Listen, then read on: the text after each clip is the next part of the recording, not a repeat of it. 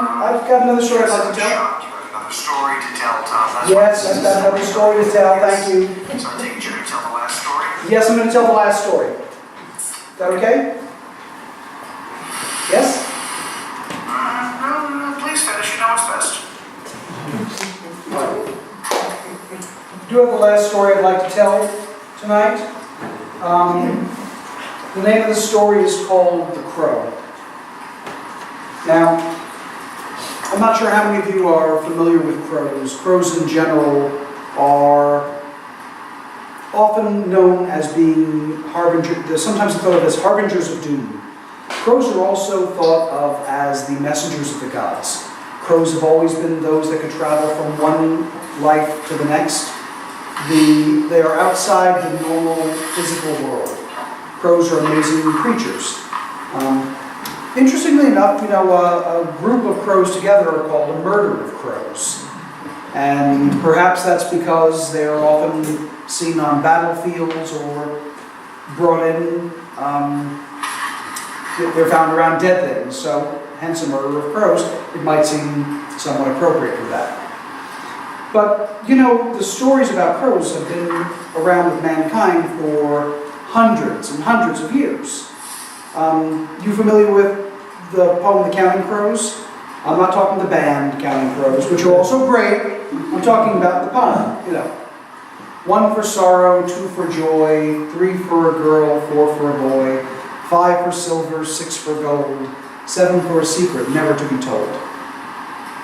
Now, it's interesting because if you really want to work this back, for the most part, that whole poem could be about somebody having a baby. 1 for sorrow. Well, maybe the baby didn't make it. 2 for joy. Hey, baby's fine. 3 for a girl. That's self-explanatory. 4 for a boy, which is also self-explanatory. 5 for silver. Maybe the baby's going to be fairly well-to-do. 6 for gold. Kid's going to hit it rich. 7 for a secret never to be told. The one part of it that sticks out like a sore thumb, the one part that just doesn't make any sense in that whole poem. There's also another legend, and it goes in a prophecy that revolves around crows. And this is the prophecy of the crows.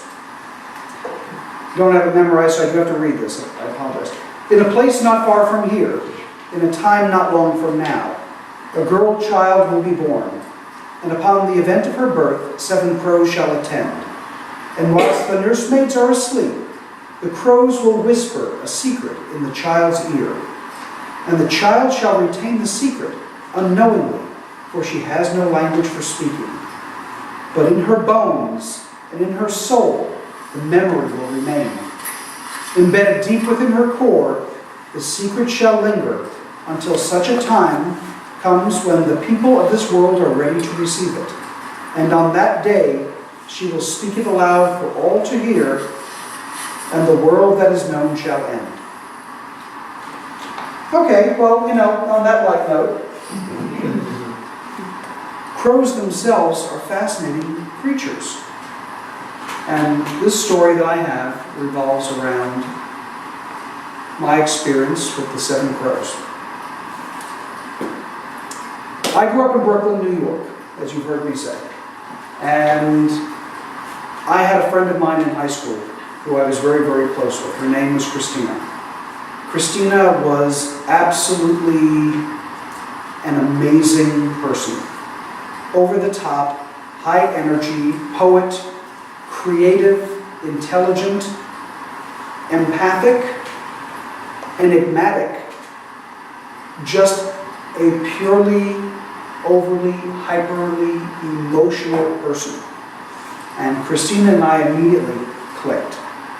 She was a fellow poet, and she would inspire me to want to do more and experience more.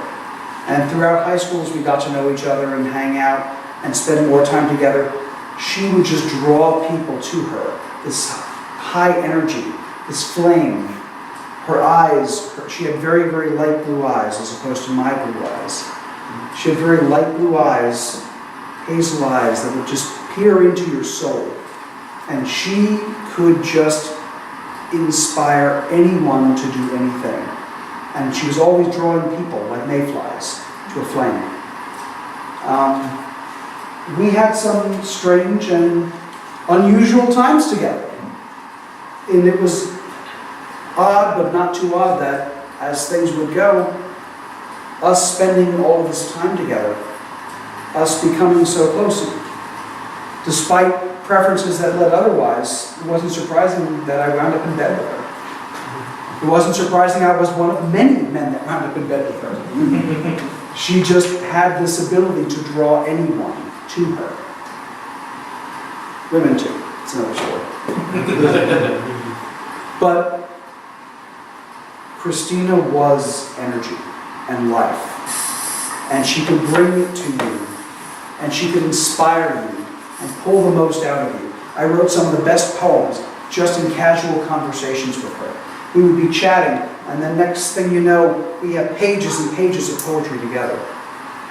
So high school was an amazing time for us. But with high school,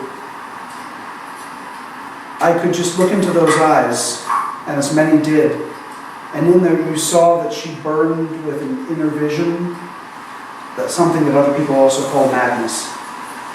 There was insanity there, behind all that love and all that joy and all that happiness. There was something definitely beyond. High school came to an end, and we were graduating. So what do you do when you graduate? You run around, you do something absolutely crazy. So, being kids from Brooklyn, we went to Prospect Park. If you've never been to Prospect Park in Brooklyn, it is an incredible place to be. It is the second largest park in New York City, and if you wander around there, even to this day, there are hidden grottos in Prospect Park, where you will find abandoned and hidden marble fountains, statues, benches that are just overgrown and they've long since been forgotten. The water's long since been turned off, but if you look, you'll find them. So here we are, running through Prospect Park at night, 1987. So think of this, mid-80s, Brooklyn, running through a park at night. What could possibly go wrong? Well, I got lost. And I'd never been in the park at night by myself in any of these areas. So I'm lost. And I'm wandering around, but I'm still feeling good about myself. Christine is off with some of the other guys. Don't know where they've gotten to. So, I'm looking, and there are some street lamps around to see in the park. You can see. There's a lot of shadow, a lot of darkness. But through one of these shadows, I'm able to see some reflective light. And what's in there? One of these hidden grottos. Marble fountain, marble bench. I walk in, past, push through the bushes, get through. It is gorgeous. It's pristine. You've got to figure no one's been in this area probably for 20 years. It's another forgotten part of the park. So as I'm looking around, I'm deciding to sit on one of these benches. I've got nowhere to go. I'm waiting for them. I don't know where they are. And I hear talking. So I'm looking around. I don't see anyone or anything. But I look up, and all around me are birds. Not birds, crows. And they're large crows, and they're all around me. And one of them speaks. And says, "This one has come here unannounced." The second one says, "This one smells like her." Third one says, "This one has been with her." Now, I've had some strange things happen in my life, and I might have told you in other stories. If you ever encounter the Fae, the fair folk, elves, people call them, fairies, be polite. I didn't know who or what these were, but I said, "I beg your pardon and your indulgence. I'm sorry, I must have come to the wrong place. I'll be leaving now." Well, The crows just came and landed themselves all around me. They said, "This one doesn't leave yet. You must leave her." Who? "You must keep away from her. She is not for you. Don't you know the story?" I said, "Again, I beg your indulgence. I don't know which story you refer to." They said, "Do you not know the rhyme?" So I said, "Crows?" They said, "Yes." So I recited, one for sorrow, etc., etc. He said, "How many of us do you see?" He said, "7." And they laughed. He said, "It only sees 7 of us." But how appropriate. 7. There's a secret. There's a secret we put inside her. There's a secret not for you. There's a secret for someone else. You are not to unlock it. You are not to touch it. You must leave her. She is not yours. So then they recited this prophecy to me. And they said, "Do you understand?" I'm not stupid either. I said, "Yes, I understand," without having a clue. But it answered a question that I had. Something I knew that I was going to have to do. Something I knew that was going to be trouble. And I said, "May I leave?" And they acknowledged me, and they let me go. Sure enough, I ran into Christina and my other friends, not too far away, and there they were. I made sure that I didn't make sure it happened. Christina and I both just went our separate ways. It happens after high school. I heard she got married, she had kids. I also heard that she's doing well, but I'm waiting. I'm waiting to hear what comes next. I'm waiting to see what happens. I'm waiting to see how this story unfolds. And the best part is now I know where she is. And I can watch it happen.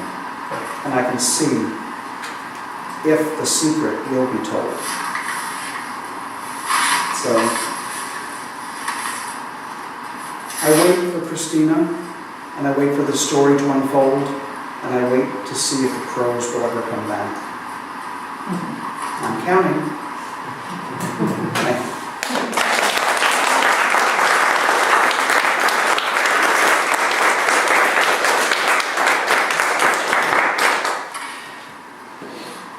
I was just waiting for you to finish. You finished over there. Didn't want to interrupt anything. Thank you, I appreciate that. I was telling you, so. I think this storytelling tandem event went very well. From your perspective, you weren't here. I'm happy to be here, and I'm happy to have been able to do this with you. I can definitely say that. It's been good for me too. I appreciate it. You've done well. From a distance. Sitting. Well, I'd like to thank you all for being here today. I'd like to thank you. You've been an incredible audience.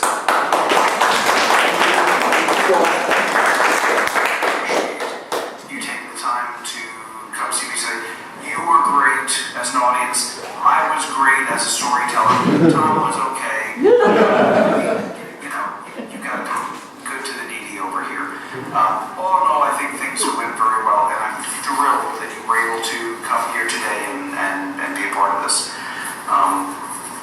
I do hope that you've enjoyed this event, and I hope that you've enjoyed your time with me over here as your backup, your stand-in, your other general storyteller. I'm going to leave you in the capable hands of Tom Wunlow and let you finish up and let him wrap up over here. And I will say thank you very much. This has been a pleasure. Tom, it's over to you. Make sure that you clean up and put up and do all that other stuff over here. I'm just going to continue doing what I'm doing and just enjoy myself now. Thank you, Tom. I appreciate everything that you did. At least you got the better end of the stick. Yeah, nice. Very classy. Thank you again. Thank you. ladies and gentlemen, I hope that you appreciate the efforts of my counterpart over here. I was looking for some help and support to try and see how this could possibly get done, but I had to call upon reserves to do it. I wanted to do something a little different, a little strange, a little unusual. Normally, me telling the stories is great, and I love doing that. But I figured we're doing something a little sci-fi, a little strange and different. Might as well make it somewhat interactive. And I did want to have this on a much larger screen, but, well, you know, these things happen.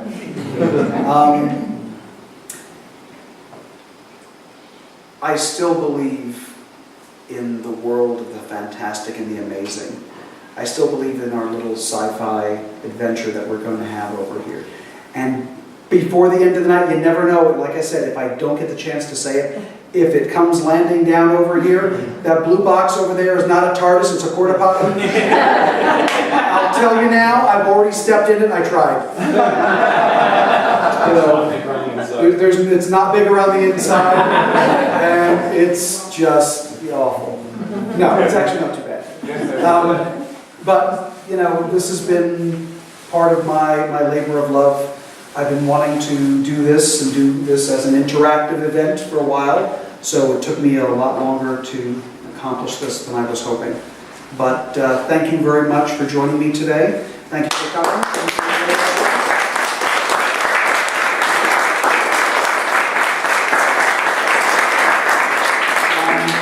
Just so you know, I'm still working at it, and if at all possible, I'm trying to finalize them. My first 2 children's books should be coming out just in time for Christmas.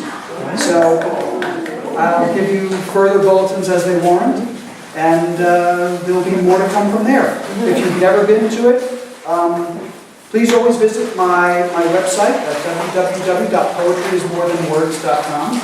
It's on, should be on your little list over here, on your flyer. That's it. Thank you so much. Please stay and enjoy.